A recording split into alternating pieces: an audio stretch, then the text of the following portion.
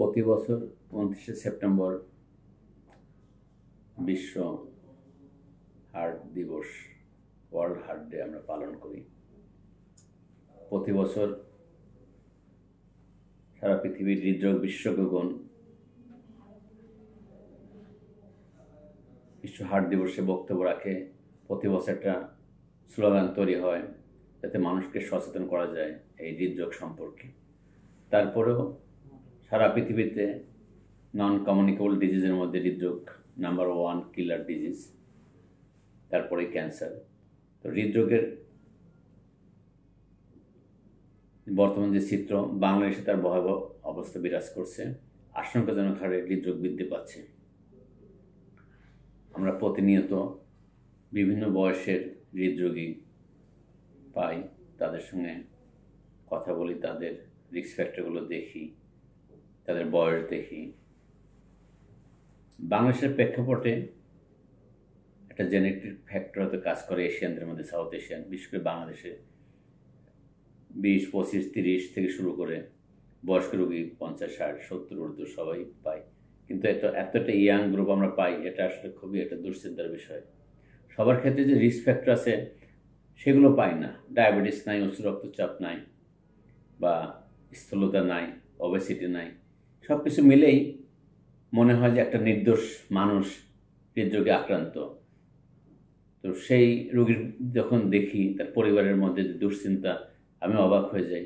আসলে এই দীর্ঘ পথ একটা ইয়াং ছেলে 30-35 বছর এই বাইপাস করলেও বা রিং লাগালেও কতদিন সে ভালো থাকতে পারবে, তার হৃৎপিণ্ড ভালো রাখতে পারবে, নিজেকে সুস্থ রাখতে পারবে, কর্মক্ষম রাখতে পারবে, এটা সত্যিকারের অর্থে একটা দুশ্চিন্তার বিষয়। যেমন যাদের অল্প বয়সে ডায়াবেটিস হয়, উচ্চ রক্তচাপ হয়, এদের কমপ্লিকেশন আসেই। কারণ দীর্ঘ টাইম যতই সে সুগার মেনটেন করুক, কোলেস্ট্রল মেনটেন করুক বা প্রেশার, তারপরেও তার যে একটা সাইড এফেক্ট এটা থাকবেই। তো অল্প বয়সে যদি হৃদরোগে আক্রান্ত হয়, তো পরবর্তী দেখা যায় যত ভালোই আমরা চিকিৎসা দিই, গ্র্যাজুয়ালি তার হার্ট ফেলিওর ডেভেলপ করে। এই যে এন্ড রেজাল্ট হচ্ছে heart failure, end stage heart failure. তো আপনি যতই ওষুধ দিই, আমরা যতই স্ট্যান্টিং করি, বাইপাস করি, কিন্তু end result is heart failure এবং এন্ড স্টেজ অফ লাইফ। তো এই যে একটা কর্মক্ষমতার যে প্রতি যেটা একটা হুমকি, যে তার limitation of the work capability, gradually heart failure, শ্বাসকষ্ট, এটা একটা সাংঘাতিক দুশ্চিন্তার বিষয়। এই প্রেক্ষাপটে আমি বলতে চাই যে আমাদের রুটিন চেক আপটা যদি ফ্যামিলিয়াল হিস্ট্রি থাকে হার্ট ডিজিজে, সেক্ষেত্রে আমরা আর্লি শুরু করতে পারি।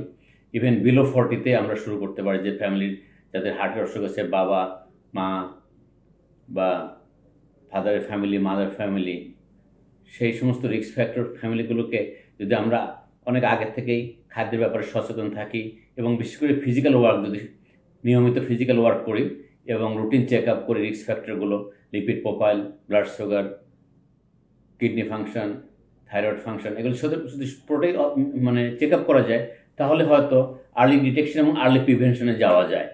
So case to case, family to family variation হতে পারে এই হার্ট ডিজিজ প্রিভেনশনের ক্ষেত্রে।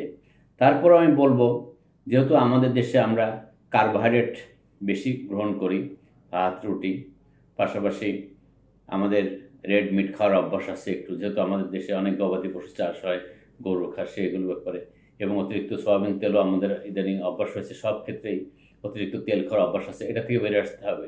লবণ কম খেতে হবে, তাহলে হয়তো আমরা একটা সুস্থ জীবনযাপন করতে পারবো। যখন একটা পেশেন্ট হৃদরোগে আক্রান্ত হয়, আমাদের চিকিৎসকরা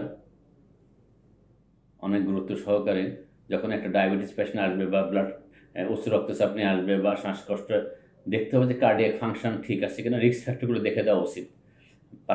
মানে কার্ডিয়াক স্ক্রিনিংটা, যেহেতু এই হার্টের অসুখটা নাম্বার 1 কিলার ডিজিজ, যখনই আমরা রোগী পাবো, যে কোনো লাইনের চিকিৎসক হোক না কেন, তার জন্য একটা কার্ডিয়াক স্ক্রিনিং যেন আমরা সবসময় করে দেখি, যাতে সিরাম লিপিড প্রোফাইল ঠিক আছে কিনা, ব্লাড সুগার ঠিক আছে কিনা, এই জিনিসটা দেখা উচিত। থাইরয়েড ফাংশন, যদি সন্দেহ হয় যে ডায়াবেটিস এবং প্রেশার, ধূমপান সবই যদি একটা ব্যক্তির মধ্যে বিরাজ করে, তাহলে তাকে আমরা একটা ইসিজি, ইকো, ইটিটি এগুলো করতে বলবো, যে তোমার প্লাস তার যে রিস্ক ফ্যাক্টরের সাথে কার্ডিয়াক ডাইনামিক অ্যাকশনগুলো ঠিক আছে কিনা এগুলো আমরা বুঝতে পারবো। যখন কার্ডিওলজিস্ট বা চিকিৎসক সন্দেহ করবে যে হ্যাঁ তার ইকোতে প্রবলেম আছে, ওয়াল মোশন প্রবলেম বা ইসিজি চেঞ্জ আছে, ইটিটি পজিটিভ আসছে যেটা আমরা, সেক্ষেত্রে আমরা অ্যানজিওগ্রাম করব। অ্যানজিওগ্রাম এখন অত্যন্ত একটা সেফ প্রসিডিউর, 10 মিনিট লাগবে এটা অ্যানজিওগ্রাম করতে। সেই অ্যানজিওগ্রাম করে ডে কেস হিসাবে আমরা সকালে ভর্তি হলে 4 ঘন্টা পরে ছেড়ে দিই আমরা। একটা অ্যানজিওগ্রাম করে কনফার্ম হওয়া ভালো যে তার করোনারি আর্টারি ডিজিজ আছে কি নাই। যদি অ্যানজিওগ্রামের পরে তার দেখা যায় যে তার ব্লক আছে, সেক্ষেত্রে আমাদের 3টা লক্ষ্য আসবে।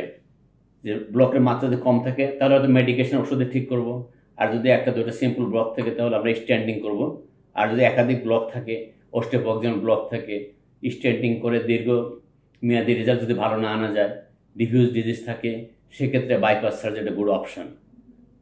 বাইপাস সার্জারি এবং স্ট্যান্ডিং এই দুটা ইনভেসিভ প্রসিডিউরে বাংলাদেশের চিকিৎসকগণ, কার্ডিওলজিস্ট এবং কার্ডিয়াক সার্জন অত্যন্ত সফলতার সাথে বিগত 2 দশক একটা সাফল্যের একটা যে চিত্র তারা দেখিয়েছে, এটা অত্যন্ত আশাব্যঞ্জক। বর্তমানে স্ট্যান্ডিং যেমন সফলভাবে হচ্ছে, কার্ডিয়াক সার্জারি, বাইপাস সার্জারি অত্যন্ত সফলভাবে আমরা করছি। বাংলাদেশে এখন অনেকগুলো হাসপাতাল আছে যেখানে নিয়মিত বাইপাস সার্জারি হচ্ছে, এবং জটিল বাইপাসগুলো আমরা যে সমস্ত টার্সিয়ারি হসপিটাল আছে সেগুলোতে আমরা যারা অভিজ্ঞ দক্ষ সিনিয়র সার্জন তারা ভালোভাবে করছি। তারপরেও এই দক্ষ সার্জারির মধ্যেও কোয়ালিটি সার্জারি দেওয়ার চেষ্টা করি আমরা, যে ক্ষেত্রে পেশেন্ট যদি দেখি যে গ্রাফটেবল ভ্যাসেল ভালো বা ডিফিউজ ডিজিজ থাকলেও যদি বাইল্যাটারাল মেমোরি আর্টারি আমরা ইউজ করতে পারি, বাইল্যাটারাল মেমোরি আর্টারি দিয়ে বাইপাস করলে দীর্ঘমেয়াদী ভালো রেজাল্ট পাওয়া যায় এবং সুফল পাওয়া যায়। পাশাপাশি যারা দক্ষ সার্জন আছে তারা অফ পাম্প বা বিটিং হার্ট সার্জারি করছি আমরা। বিটিং হার্টের অনেক বেনিফিট পাওয়া যায়, যেমন দুর্বল হার্টে বিটিং হার্টে করা যায়, কিডনি ফাংশন কম্প্রোমাইজ থাকলেও বা প্রিভিয়াস ব্রেন স্ট্রোক থাকলেও এগুলোতে আমরা বিটিং হার্টে ভালো রেজাল্ট পাওয়া যায়। তো বিটিং হার্ট সার্জারি এটার সাথে একটা দক্ষতা বা একটা সার্জনের স্কিলনেস নির্ভর করবে। পাশাপাশি বাইল্যাটারাল মেমোরি আর্টারি যদি আমরা ইউজ করতে পারি, এটা গুড আউটকাম আসবে। আমি বর্তমানে ল্যাবেট কার্ডিয়াক হাসপাতালের চিফ সার্জন হিসেবে প্রায় এই হাসপাতালে 10,000-এর অধিক বাইপাস সার্জারি করেছি। তো এই যে একটা সফলতা, আমরা প্রায় 100% সাফল্য সহকারে সফলতার সাথে আমরা যে বাইপাস সার্জারি করি, প্রতিদিন অনেকগুলো সার্জারি অনেক যত্ন সহকারে করি। এই জন্য আমাদের 2টা থিয়েটার ডেডিকেটেড 3টা টিম আছে, আমি টিমগুলোকে নেতৃত্ব দিই। সুন্দরভাবে সফলভাবে প্রতিদিন সার্জারি করছি। এই যে জটিল কেসগুলো করি যখন, বা লেমারিমার দিয়ে সুন্দরভাবে বাইল্যাটারাল মেমোরি আর্টারি ইউজ করি, তো এটা একটা ভালো আউটকাম আমরা দিতে পেরেছি। আস্থার প্রতীক হিসাবে বাংলাদেশে এস্টাবলিশ করেছি নিজেদেরকে আমরা। তবে এইভাবে যদি প্রত্যেকটা হাসপাতাল তার দক্ষ টিম তৈরি করে, পাশাপাশি নার্স, অ্যানেস্থেসিওলজিস্ট, সার্জিক্যাল টিম, আদার প্যারামেডিক্স, বায়োমেডিক্যাল ইঞ্জিনিয়ারিং, ইনভেসিভ যে সমস্ত সাপোর্ট দরকার, ভালো অ্যানেস্থেসিয়া মেশিন, ভালো লাইট সোর্স, পাশাপাশি ইন্ট্রাঅটিক বেলুন পাম্প সাপোর্ট, ভালো মনিটর আইসিইউতে, দক্ষ নার্স অত্যন্ত প্রহরীর মতো যদি পাহারা দেয়, রোগীগুলোকে ভালো ফিজিওথেরাপিস্ট ব্যাকআপ, সব কিছু মিলেই যদি আমরা একটা প্রাতিষ্ঠানিকভাবে আগাইতে পারি, তাহলে বাংলাদেশের এই অগ্রযাত্রা সবসময় আন্তর্জাতিক মানের থাকবে আমি বিশ্বাস করি। এবং বাংলাদেশের মানুষদের কোনোদিনই কার্ডিয়াক প্রসিডিউর করার জন্য বিদেশে যাওয়ার প্রয়োজন হবে না আমি মনে করি।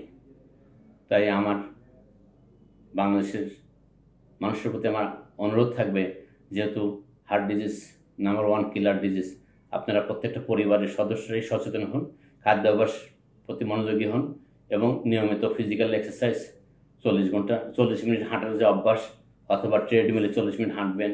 পাশাপাশি যদি আদার ফ্যাসিলিটি থাকে, জিমন্যাস্টিক এগুলো করবেন আপনারা। কিছু না পারলেও 40 মিনিট হাঁটাই যথেষ্ট।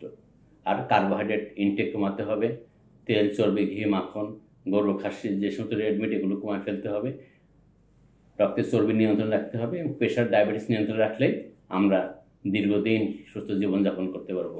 সবাই সুস্থ থাকুন, সবাইকে ধন্যবাদ।